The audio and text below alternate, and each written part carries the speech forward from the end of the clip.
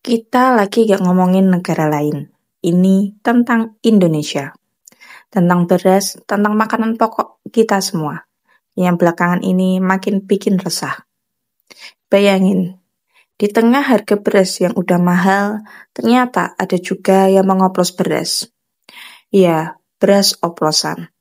Dibilangnya premium, tapi ternyata dicampur dan kualitasnya dimanipulasi. Satgas Pangan turun tangan, dan hasilnya bikin gempar. Ditemukan praktik kecurangan yang bisa merugikan kualitas beras hingga 100 triliun rupiah. Memang, pemerintah sudah ambil langkah cepat. Menteri Pertanian bilang, beras yang bermasalah ditarik dan diganti sesuai standar.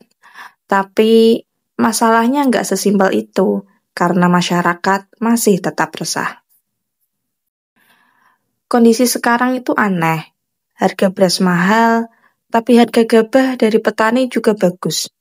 Harusnya ini kan kabar baik. Tapi kenyataannya rakyat tetap kesulitan beli beras. Kenapa? Karena daya beli masyarakat menurun dan pertumbuhan ekonomi juga nggak kencang-kencang amat. Ujung-ujungnya harga tetap mahal dan makin nggak terjangkau.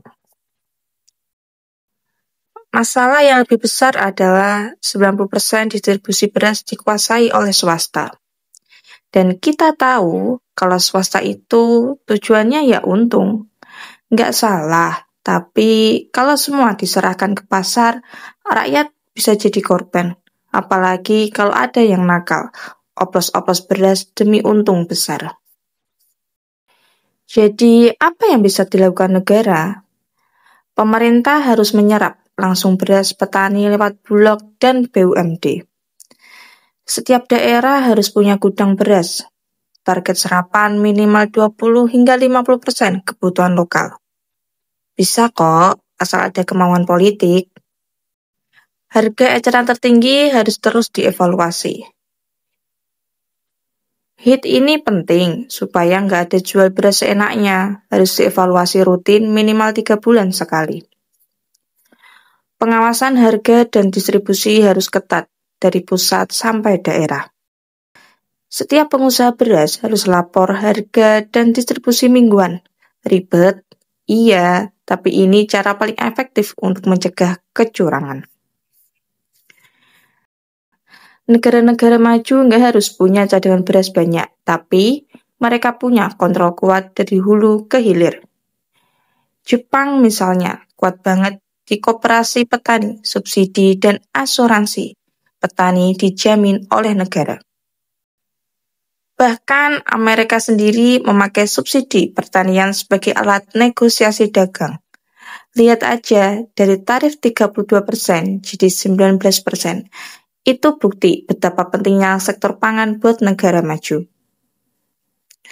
Kita juga bisa, tapi syaratnya petani kita harus diperhatikan.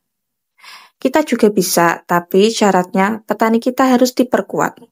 Asosiasi pertanian harus dikembangkan, petani muda dikasih pelatihan, beasiswa, dan pendampingan.